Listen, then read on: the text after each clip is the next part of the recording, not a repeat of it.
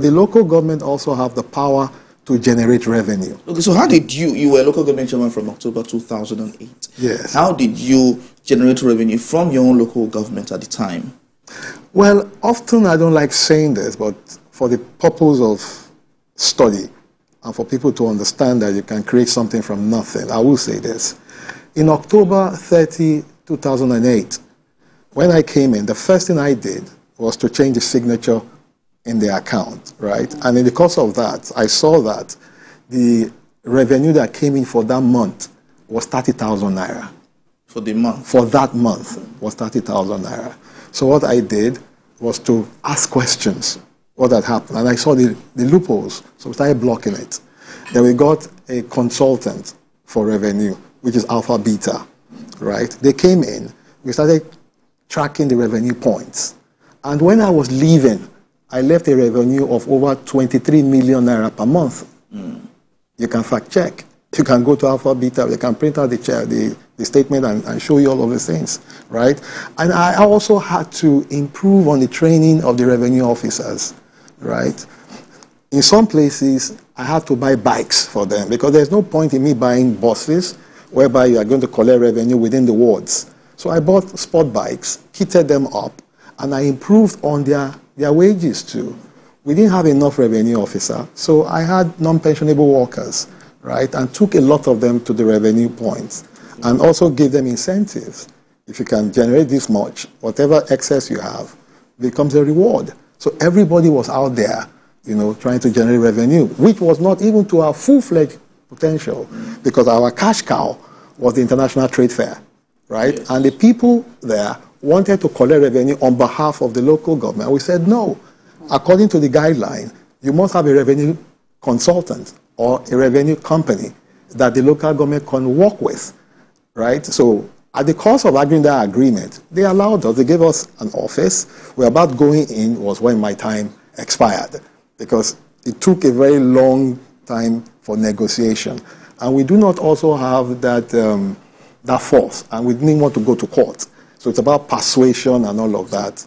Perhaps if you had gotten just 1 year, or if just following at common they have come in, then our revenue could have gone as high as 40 million per month from 23 million. All right. So I'm concerned about how this ruling will really affect states still running caretaker committees. Let's take River State, for example, where, the local government chairman had to leave because their tenure had expired. But then they are running caretaker committees, which are actually very illegal at the moment, although there is an election coming up as regards that. The local government chairmen that were, asked to leave because their tenure ended up saying that now that this ruling is out, they still have 1 more year. So what's your reaction to that? Well, the Supreme Court ab initio have explained, I'll use the word explained, and simplified the provision of the Nigerian Constitution. But like I said, there's a gap. And the gap is that the Constitution of Nigeria reserves the right to state government to create local government and create laws. And that is why I believe the President of Nigeria, President Tinubu, have also sponsored a bill to the National Assembly that will take care of that matter. And it was on this show you also asked that if that bill is going to run the full-fledged and be accepted. And I said, well, the President has the political will among the governors. And when you look at the number of APC governors that you have now, I can bet on it that that bill will be passed and definitely will be signed to law. So it's a question of time. So that bill have taken care of all of these things. So the next thing to be done, if you take that provision away from the states, you now reserve it in a central arrangement, then you must have a central arrangement that will oversee the elections of local governments. So when you have that, people have more confidence to come in and say, oh, it won't go the normal way that people would have thought that if you go through anything, you can definitely assure the outcome of that elections. So it means you have more heads coming on board.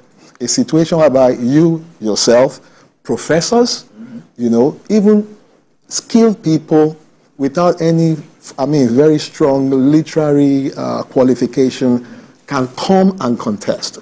The barometer will now be that, You must have value in your constituency. Taking part in communal activities and all of that will ensure your popularity among your people and trust. So when you're popular among your people and they trust you and you have always been with them, definitely they will elect you either as chairman, councillor, or whatnot.